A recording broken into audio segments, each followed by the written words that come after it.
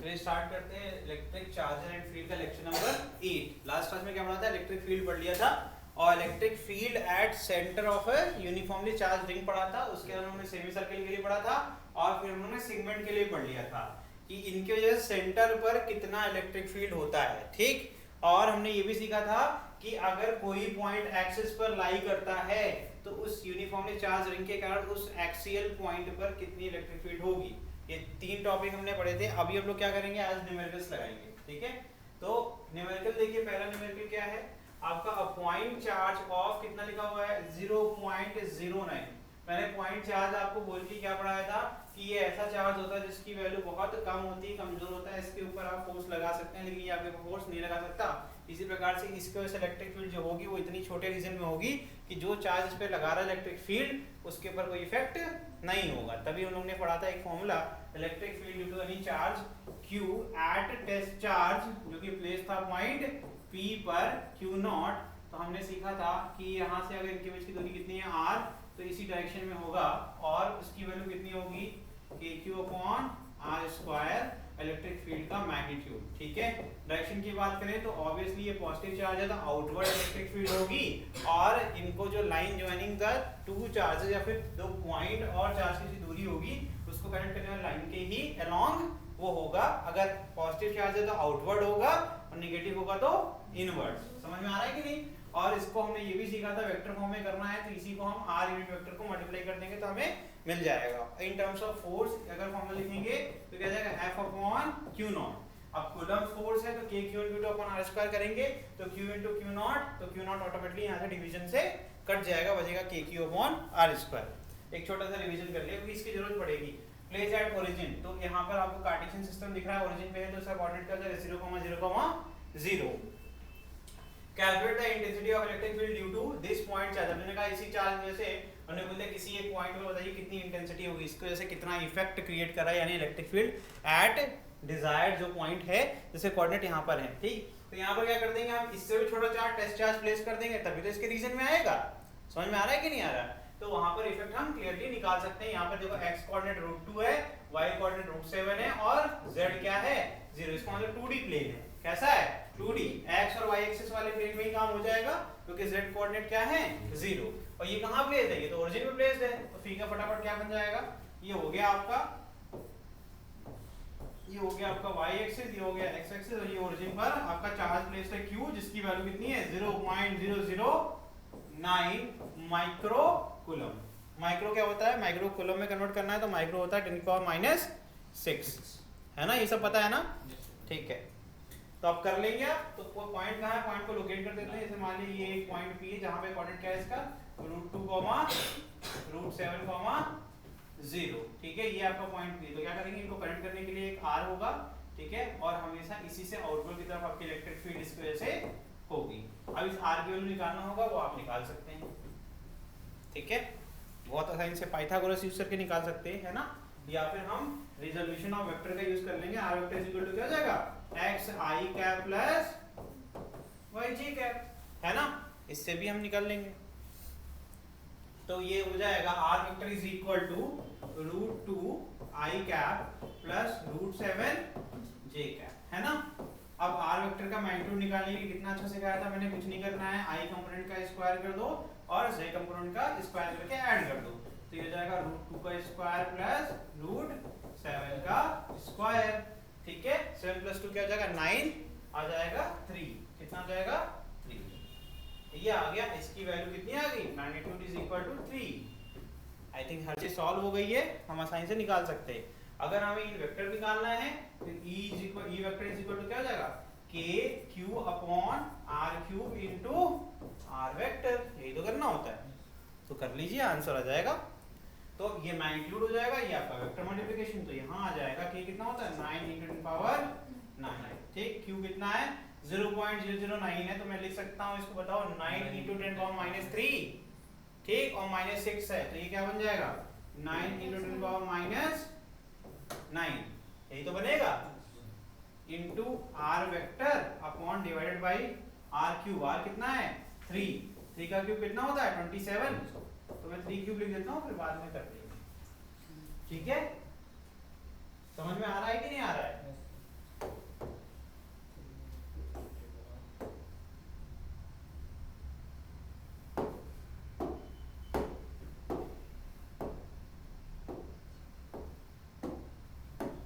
को समझ नहीं आया कैसे किया मैंने तो समझ लो ऐसे, बहुत आसान है, कुछ भी दिमाग इतना नहीं लगा है। देखो 1 माइक्रो कूलम को अगर कूलम में करोगे तो 10⁻⁻6 कूलम होता है, ठीक है। मैंने क्या कर दिया 0.009 को मैंने ऐसे लिख दिया, ये माइक्रो कूलम था तो मैंने लिख दिया 9 × 10⁻³ सिखाया था कैसे करेंगे, जितने डेसिमल हटाओगे उतने माइनस में पावर करके आप 0 10 लिख सकते हो, है ना। 1 हटाएंगे 10⁻⁻1, 2 हटाएंगे 10⁻², कितने हटाने पड़ रहे हैं, इस डेसिमल को 9 के पीछे ले जाना, 1 2 3, पावर कितनी हो जाएगी -3, ठीक है। माइक्रो को ऊपर लिखा हुआ है, माइक्रो को हटाना है तो 10⁻⁻6 को लाना पड़ेगा, ठीक। अब ये कौन सा x की पावर m × x की power n, m plus n हो जाएगा 9 × 10⁻⁹ कूलम। ये हो गया सबका चार्ज, यहाँ स्मॉल q था, ठीक है बच्चा। अब वैल्यू पुट करी थी, k की वैल्यू तो पता ही है 9 × 10⁹, तो यहाँ से क्या आ गया, electric field in vector form will be equal to what, 9 × 10⁻⁹ (9 × 9), ये तो कैंसिल हो गया। इनटू r वेक्टर को मैं लिख दूंगा √2i cap plus √7j cap, simple है कि नहीं, अपॉन 27, ठीक। देखो 3 और ये हो जाएगा 3, आंसर आ गया 3√2i कैप प्लस 3√7। अब कहोगे सर फिर चीटिंग कर लिया आपने, अरे कुछ चीटिंग नहीं करी भैया, वेक्टर का रूल होता है मैग्नीट्यूड को आप मल्टीप्लाई कर सकते हो, उससे कोई दिक्कत नहीं होगी। 3 मल्टीप्लाई करेंगे तो 3√2 हो जाएगा, ब्रैकेट खोल दिया मैंने डायरेक्टली, तो ये हो गई तुम्हारी इलेक्ट्रिक फील्ड। क्या हो जाएगा इसका यूनिट बताएगा कोई, बताओ जरा विकास, यूनिट क्या होगी इसकी बेटा, इलेक्ट्रिक फील्ड की यूनिट क्या होगी। और ये क्या पूछ दिया सर है न्यूटन पर कूलम, ठीक है। कैसे अभी बताया था, electric field is equal to होता है फोर्स अपॉन टेस्ट चार्ज, तो जाएगा न्यूटन, ये जाएगा कूलम, ठीक है। ये हो गया तुम्हारा आंसर। समझ में आया क्वेश्चन कैसे करना था, आगे बढ़े। Calculate the electric field at origin due to infinite number of charges as shown in figure. कह रहे हैं कि बताओ भैया ये कौन सा टॉपिक हम कवर अप कर रहे हैं, सुपरपोजिशन प्रिंसिपल, या जिसमें कहते हैं डिस्क्रीट चार्ज डिस्ट्रीब्यूशन या डिस्क्रीट चार्ज सिस्टम भी कहते हैं, जिसमें एक चार्ज के ऊपर Q1 Q2 Q3 Q4 सब मिलकर के बल लगाते हैं, है ना। तो ड्यू टू अदर चार्जेस किसी एक चार्ज पर कितना इलेक्ट्रिक फील्ड या लग रहा है या फिर फोर्स लग रहा है, इसी में सुपरपोजिशन यूज करते थे। तो कहते थे कि भाई यहाँ पर ओरिजिन पे एक पॉइंट कह दिया, तो ओरिजिन पे जब कोई पॉइंट कह रहे हो, इसका मतलब आप ये समझाना चाहते हो कि ओरिजिन पर एक आपका टेस्ट चार्ज रखा हुआ है, क्या रखा हुआ है, टेस्ट चार्ज, है ना। जब टेस्ट चार्ज होगा तभी तो उसके ऊपर इलेक्ट्रिक फील्ड होगी, राइट। तो इसका मतलब इलेक्ट्रिक फील्ड एक नहीं है, इनफिनिट चार्जेस हैं, क्या कह रहे हैं, इनफिनिट, लेकिन उनके बीच का जो सेपरेशन है वो देखो जरा, दैट इज नॉट यूनिफॉर्म, एक पैटर्न को रिप्रेजेंट कर रही है, क्या कर रही है, एक पैटर्न को रिप्रेजेंट कर रही है, और दो पैटर्न बना रखे हैं, एक ए है और एक बी है, तो कह रहे हैं एक बार ए के लिए करो एक बार बी के लिए करो, ठीक। उन्होंने बोला कि हर जगह जो चार्ज है ए वाले में वो सेम है, हर जगह कितने चार्ज रखा है, क्यू, स्मॉल क्यू चार्ज रखा हुआ है, ठीक। तो एक बार निकालेंगे कि फर्स्ट पोजीशन पर जो चार्ज रखा है जिसकी दूरी कितनी है 1 मीटर, दूसरे वाले पे 2 मीटर, उसके बाद 4 मीटर, उसके बाद कितना होगा बताओ।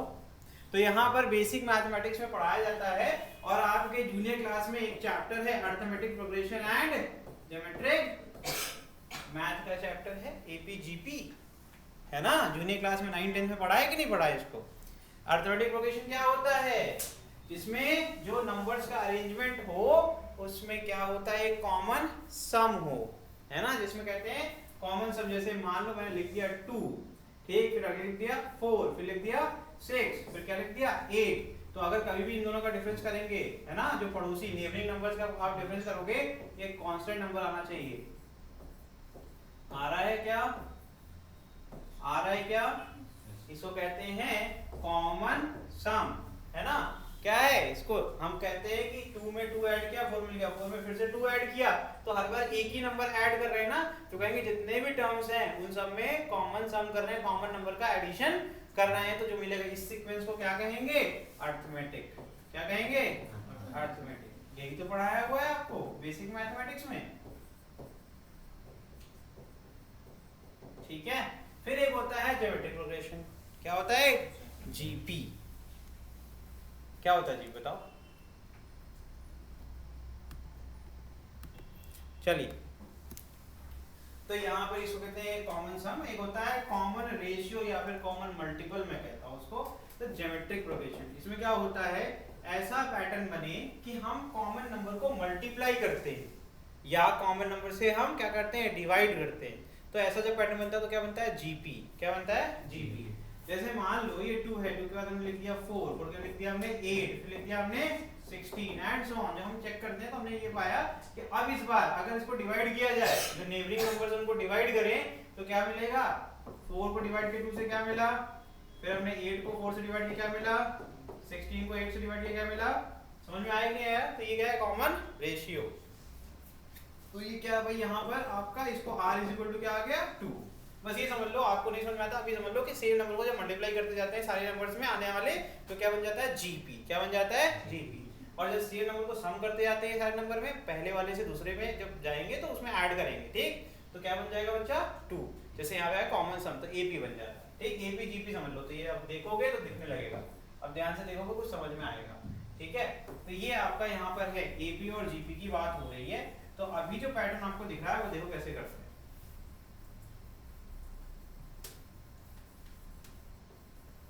अब एक और इसके बाद फॉर्मूला बनाया गया है इसमें, ठीक है, कि जब कहते हैं infinite number of sum, S for sum, sum of infinity for AP, एक एपी के लिए है और एक फिर होता है जीपी के लिए होता है, ठीक। अभी हम उसको करके दिखाते हैं, चलो देखो। तो अब ये समझ में आ रहा है, कुछ पैटर्न समझ में आया, ठीक। तो हम कह सकते हैं कि यार ओरिजिन पे पहले वाला क्यों लगाएगा, फिर दूसरा वाला लगाएगा।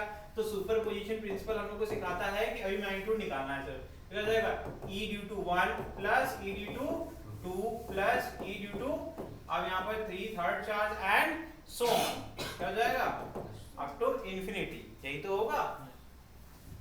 एक इस वाले में एक चीज समझ में आती है कि जब हम लिखते हैं फॉर्मूला तो kq upon r1 square plus kq upon r2 square, है ना, एंड सो ऑन। क्यों कर पा रहे हैं, ये आसान क्यों बोलता हूं, क्योंकि इसमें सब मैग्नीट्यूड सेम है। जो पैटर्न मिलेगा वो प्लस का ही बनेगा सब में, है ना, एडिशन नहीं करना है, इसलिए आसान माना जाएगा, ठीक। तो देखो यहाँ पर क्या हो जाएगा। तो अगर मैं देखूं तो यहाँ पर क्या एपी बन रहा है, नहीं, एपी नहीं बन रहा है। कैसे, अरे 2 - 1 1 होता है, एपी होता तो कॉमन सम होता ना। तो यहाँ क्या बन रहा है, जीपी, ठीक। तो यहाँ पर देखिए जीपी के लिए कर लेते हैं पहले, ठीक। तो यहाँ पर ये बन रहा है आपका जीपी, और यहाँ पर जो कॉमन रेशियो कितना है, 2 है ना, क्या है वो, 2 है। तो यहाँ पर अगर देखेंगे तो कॉमन ले सकता हूँ मैं, KQ में देख रहा हूँ सब में आ रहा है, कॉमन ले लिया, क्या क्या 1 upon r1 square plus 1 upon r2 square plus, अभी तो हमें जीपी दिख रहा है, स्क्वायर के बाद देखते हैं क्या दिखता है। अभी हम जब प्रेजेंट में देख रहे हैं तो r की वैल्यू 1 2 4, जब जीपी दिख रहा है, स्क्वायर के बाद देखेंगे तो कॉमन रेशियो बिफोर इस मतलब before putting the values and after putting the values, solve करने में हमें ये चाहिए। तो पहले हम कुछ पुट करके देखेंगे, ठीक है।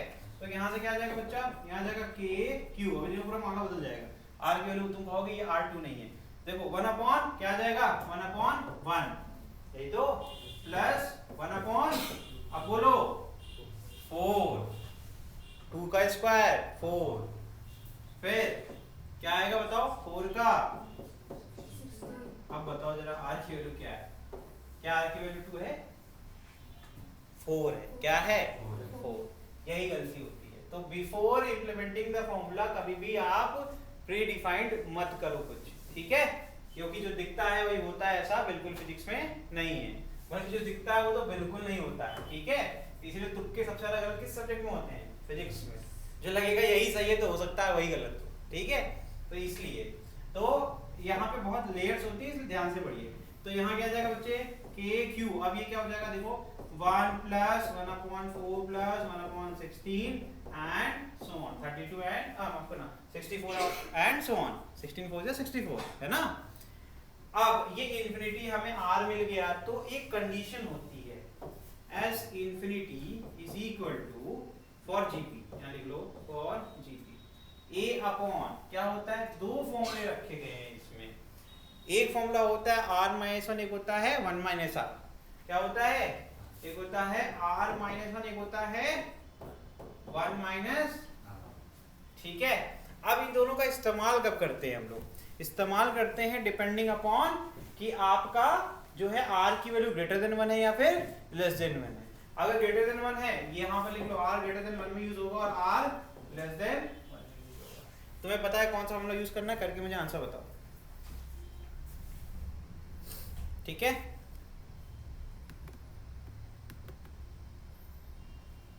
ठीक है, सही कर रहे हो। आंसर बताओ अवनीश। चलिए देखिए इसका आंसर क्या आ जाएगा। देखो बहुत सिंपल था, तो अगर हम फॉर्मूला पुट कर देंगे तो के क्यू और ए कितना है 1/1 माइनस 1/4, क्योंकि आर की वैल्यू क्या है, आर की वैल्यू लेस देन 1 है, 1/4 है ना, इसलिए। ठीक, चलिए तो क्या आ जाएगा 1/4 है, तो अब एलसीएम लोगे तो 4 - 1 3 हो जाएगा, 4 डिनोमिनेटर डिनोमिनेटर कहाँ जाता है, न्यूमरेटर में, तो 4 के क्यू अपॉन 3। इसका आंसर क्या आ गया? फर्स्ट का आंसर क्या होगा? फर्स्ट का आंसर होगा, मैं नेक्स्ट स्लाइड लिख देता हूं, तो फर्स्ट का आंसर हो गया आपका E at origin is equal to 4 times KQ upon 3। ठीक बेटा, अब सेकंड वाला क्वेश्चन करना शुरू करो। क्या इसमें क्या पाया गया? इसमें एक प्लस है एक माइनस है, एक प्लस है फिर एक माइनस है, तो R की वैल्यू क्या है? R की वैल्यू जो बता देगा उसको पक्का कुछ ना कुछ हम दे देंगे, चॉकलेट दे देंगे, एक लेयर दे देंगे, 25 पैसे की कुछ नसीब का भी वो दे देंगे। नहीं ऐसा कुछ नहीं है, अच्छे से बताओ, दे देंगे आपको अच्छी चॉकलेट। बहुत वो माइनस है तो वो दोनों प्लस है। अब यही अगर इतना ही मतलब ऐसा होता है तो बहुत ही बेसिक, लेकिन आपको थोड़ा सा करना पड़ेगा, पेन चलाना पड़ेगा, बिना पेन चलाए आंसर नहीं आएगा। चलो देखो, करें फिर, करें, चलिए देखिए अगेन फिर से हो जाएगा E1 plus E2 plus E3 plus so on. ठीक है, तो अगर हम फॉर्मूला लिखेंगे तो हो जाएगा K plus Q upon R1 square plus K minus Q upon R2 square plus K plus Q upon R3 square, यही तो है, फिर plus K minus Q upon R4 square and so on. According to figure मैंने बना दिया, क्योंकि पहला जो चार्ज है प्लस है, दूसरा नेगेटिव, फिर तीसरा प्लस, फिर नेगेटिव, तो प्लस माइनस चलेगा। ठीक है, वेरी गुड। अब जो दूरी है अब आर की वैल्यू पुट कर देते हैं, तो मैं कहता है magnitude can be taken outside, तो हम के क्यू बाहर निकाल सकते हैं, तो बचेगा क्या 1/R1 स्क्वायर प्लस फिर यहाँ -1/R2 स्क्वायर फिर प्लस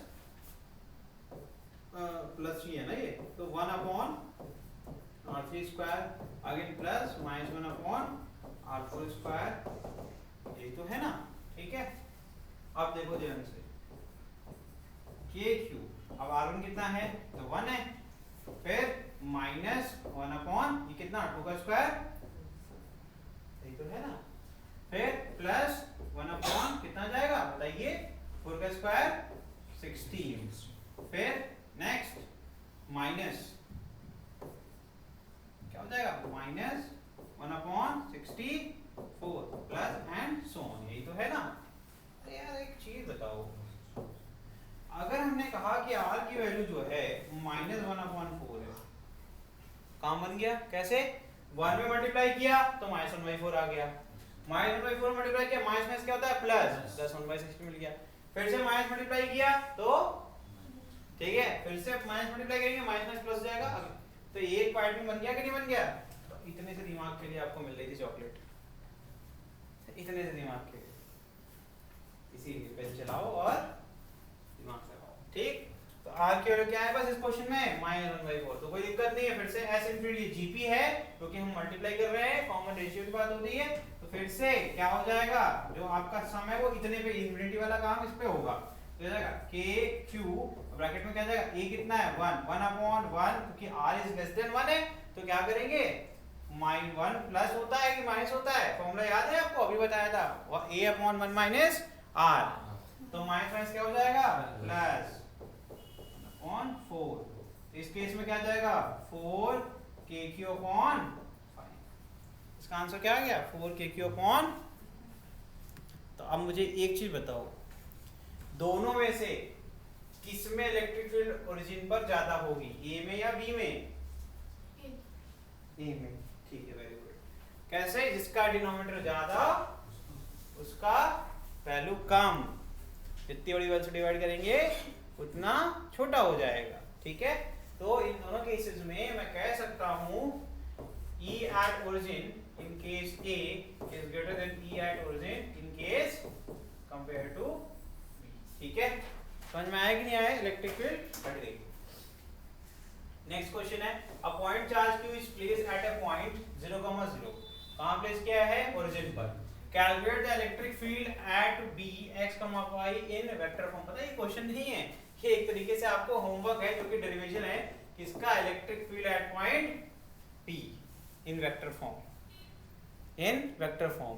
बस इस बार r टू p, मतलब r यूनिट वेक्टर को तुम कैसे लिखोगे? r वेक्टर अपॉन r का मैग्नीट्यूड। अब ये r वेक्टर क्या हो जाएगा? कंपोनेंट के फॉर्म में लिखा जाएगा x i cap plus y j cap, और r का मैग्नीट्यूड कैसे लिखा जाएगा? Under root x square plus, बस ये उठा के पुट कर दोगे, फॉर्मूले आपको सिखा रखे हैं, ठीक है। कर लोगे कि नहीं कर लोगे? हो जाएगा, तो कर ही दिया है, आंसर निकाल लो, होमवर्क है। E इज इक्वल टू क्या है? KQ अपॉन R स्क्वायर, ठीक। वेक्टर फॉर्म में क्या हो जाएगा? KQR वेक्टर अपॉन RQ, सब उधर रखा, उठा के पुट कर दो। KQ x i cap plus upon क्या हो जाएगा बताओ? Under root x square plus y square का पावर 3, क्या हो गया? इसको हाँ, रूट को पावर 1/2 कर सकते हैं, और x की पावर m का होल पावर n होगा तो पावर मल्टीप्लाई हो जाती है। इसका मतलब है ये हो जाएगा x स्क्वायर प्लस y की पावर क्या हो जाएगा? 3/2, है ना, into x i cap plus, ये हो गया तुम्हारा होमवर्क कंप्लीट, ठीक है। बहुत बढ़िया, फुल मार्क्स मिल गए तुम्हें,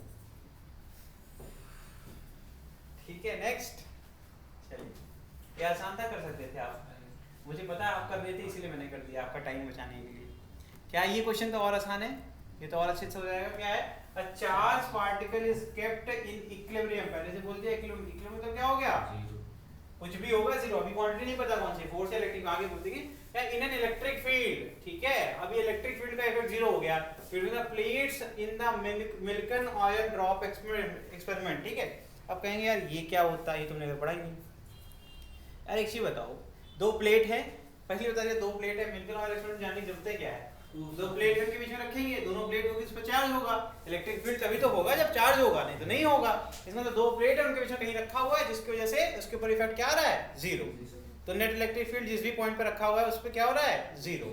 चल, तो काम खत्म हो गया, एक्सपेरिमेंट पढ़ने की जरूरत खत्म। इन direction of the electric field between the plates, अब प्लेट क्या होती है इसको नहीं पता, अरे भैया ये क्या है? ये एक सरफेस, ये भी एक प्लेट को रिप्रेजेंट कर रहा है। कोई भी रेक्टेंगुलर स्लैब बना दोगे, सरफेस बना दोगे, ये क्या है? एक प्लेट को रिप्रेजेंट कर रहा है, और प्लेट के दो सरफेस होते हैं, एक अपर एक लोअर, दोनों वजह से इलेक्ट्रिक फील्ड जिस तरफ खड़े होगे उस तरफ वो जो सरफेस होगा वही आपके ऊपर इफेक्ट क्रिएट करेगा। रीजन है इसका रीजन क्या है कि इलेक्ट्रिक फील्ड हमेशा सरफेस से परपेंडिकुलर एमिट होती है। इसका मतलब पीछे वाला सरफेस, तो इसकी इलेक्ट्रिक फील्ड तुम तक पहुंचेगी क्या? नहीं पहुंचेगी। समझ में आ रहा है कि नहीं आ रहा है? ये रीजन होता है, ठीक है। चलिए कोई नहीं आएगा तो हम तो हैं।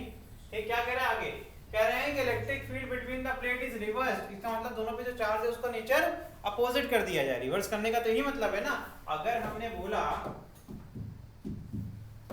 बोला एक प्लेट है जिसमें पॉजिटिव चार्ज है, तो पॉजिटिव चार्ज वजह से इलेक्ट्रिक फील्ड इस तरफ, और इस पर क्या रही होगी?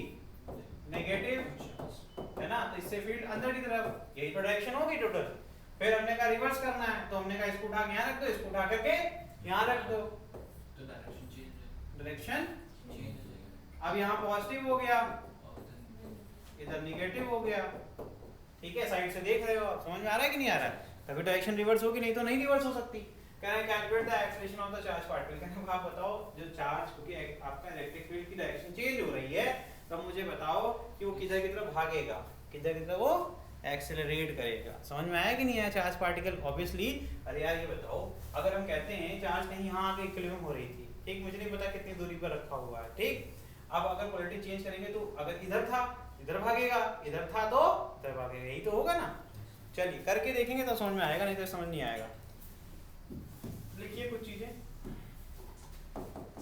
Late the mass of charge particle,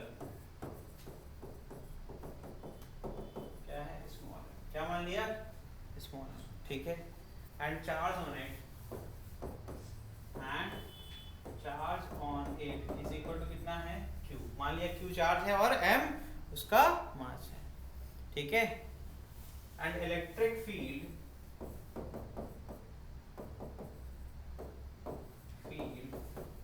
between the plates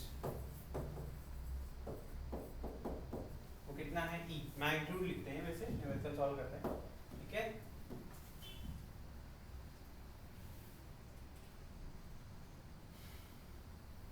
ठीक है, वो कितना है, E, कितना है, E, ठीक।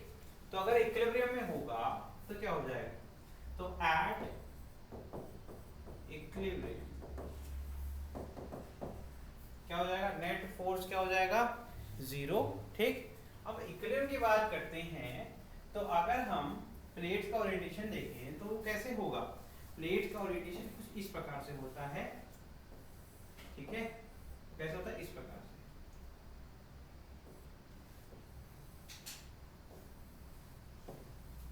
ठीक बेटा, ये इस तरीके से ओरिएंटेशन होता है।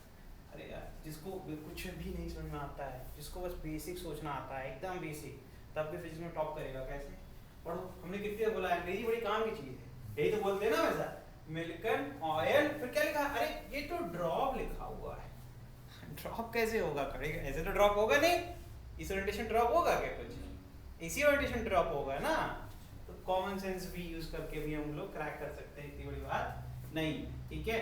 अब यहाँ पर ये तुम्हारा चार्ज है, ठीक है, अब इस चार्ज पर एक mg लग रहा है और एक इसके ऊपर रिपल्सिव फोर्स लग रहा है। कैसे पता ये, अरे यार F इज इक्वल टू होता है QE, तो ये कैसे मुझे पता, अरे electric field is equal to force upon charge, सब अभी पीछे पढ़ के आ रहे हैं ना, ये सब क्लियर है। इक्विलिब्रियम का मतलब है कि इसका मतलब यहाँ पर क्या रहा होगा, ठीक, पॉजिटिव चार्ज क्या करेगा, ऊपर की तरफ इलेक्ट्रिक फील्ड लगाएगा, नेगेटिव चार्ज क्या करेगा, अपनी तरफ, नीचे नहीं बेटा, अपनी तरफ ही लगाएगा ना, तो नेट इलेक्ट्रिक फील्ड सेटअप क्या होगी, पॉजिटिव से नेगेटिव, ये होगी डायरेक्शन ऑफ इलेक्ट्रिक।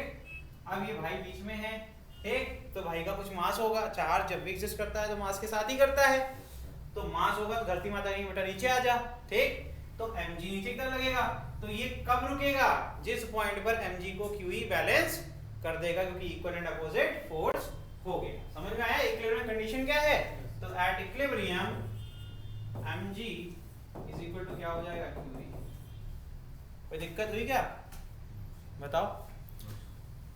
अब मुझे बताओ कि अब मैं अगर इसको रिवर्स करता हूं, क्या एक्सेलरेशन अभी भी नहीं दिख रहा, कि अब दिख रहा है, अगर रिवर्स करेंगे तो फोर्स की डायरेक्शन रिवर्स हो जाएगी, और रिवर्स हो जाएगी तो क्या इक्विलिब्रियम रह जाएगा, अरे कोई नीचे खींच रहा था पहले ही, तो एक दूसरा वाला भाई था, वो मेरे साइड था, है ना, वो ऊपर तो ऐसे हमको उठा के रखा है, तो हम नीचे नहीं जा रहे हैं, हमने लोग उसी गुद्दुरी लगा दी, उसने कहा जाओ, अब गुस्सा आ गया, वो उठा के और भी वो नीचे की तरफ, हम भी फेंकेंगे तुमको नीचे, तो क्या हो गया, हम फटाक से नीचे आएंगे, धरती माता के चले जाएंगे अंदर, फिर निकल ही नहीं पाएंगे, है ना, दो लोग मिल गए, तो वैसे पतले दुबले, तो ऐसे निपट जाता है कोई, इसलिए किसी से कोई मदद करे तो उसको कुछ ना सुनाओ, लोग उसको जो मदद कर रहा है उसे सुनाने लगते हैं, तो ऐसा नहीं होना चाहिए, ठीक। ये mg is equal to QE हो रहा है, अब रिवर्स जब करेंगे तो क्या होगा, ठीक है, ये हो गया फिगर 1, अब ये आपका फिगर 2,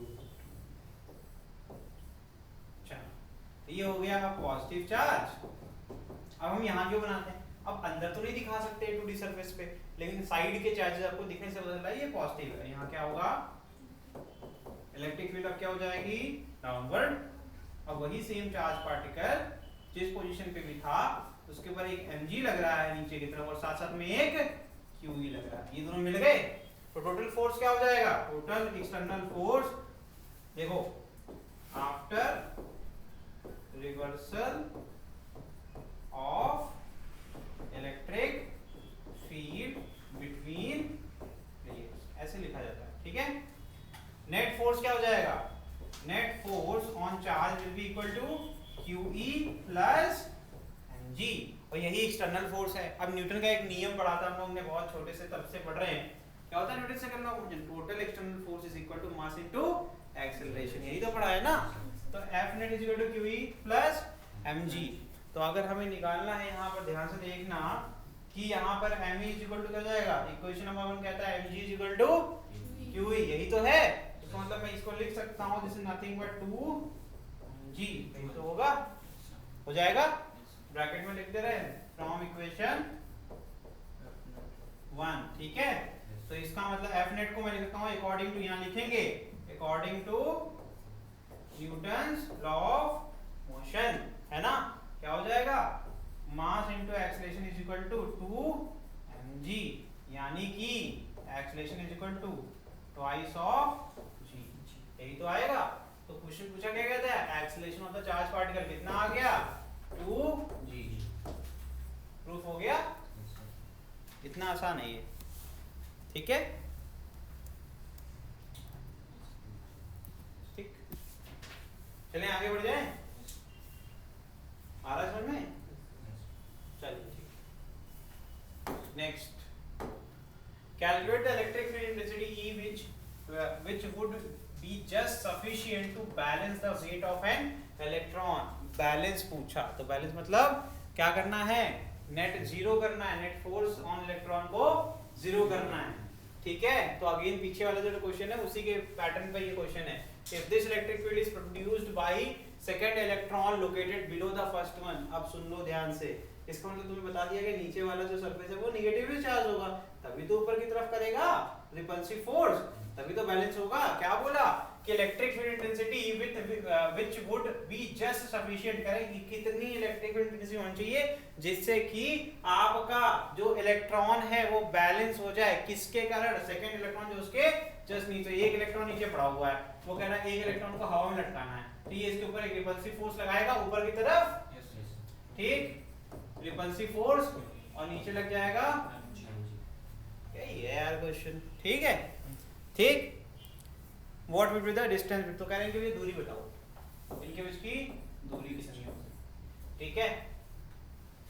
ये क्वेश्चन है, कर लोगे क्या, ट्राई करो, क्योंकि वो लोग क्या लोगे, ई लोगे, मैग्नीट्यूड लेंगे ना फोर्स का, तो ई हो जाएगा 1.6 10 पावर, क्योंकि वो लोग कितनी होगी, अरे इसका चार्ज कितना है, चार्ज कितना है, ई होगा ना, ई लेके जब फोर्स का, देखो नेगेटिव साइन सिर्फ डायरेक्शन को रिप्रेजेंट करता है, ठीक है। हमने रिपल्सिव पढ़ा था तो हम कहते थे एक दूसरे के अपोजिट होगा, तो हम जब मैग्नीट्यूड निकालेंगे तो चार्ज का मैग्नीट्यूड लेंगे ना, चार्ज का मैग्नीट्यूड कितना होता है इलेक्ट्रॉन का, 1.6 10 पावर माइनस 19। तो पहले भैया electrostatic force between these two electrons निकाल लो, कितना आ जाएगा, E इनटू, यही तो होगा, यही तो होगा ना, करो।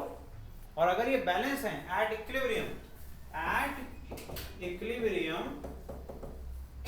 क्या हो जाएगा बेटा, ये QE इज इक्वल टू हो जाएगा mg, g कितना होता है 9.8, क्वेश्चन में दिया हुआ मास ऑफ इलेक्ट्रॉन दिया हुआ है, ठीक है। तो इलेक्ट्रिक फील्ड आसानी से निकाल सकते हैं, क्वेश्चन में इलेक्ट्रिक फील्ड ही पूछा गया है, इलेक्ट्रिक फील्ड ही क्वेश्चन में पूछा गया है। लो भाई ये फॉर्मूला बनके तैयार, ठीक। तो ये मास कितना है 9.1 10 power minus 31 into 9.8 divided by 1.6 10 power minus 19। देखो माइनस 19 तो यहाँ से ही कट गया, है ना, कितना आ गया -12, कितना बचेगा -12, सही कर रहे हैं ना।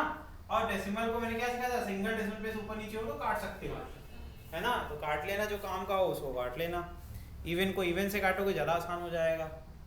9.8 क्या एक इवन नंबर है,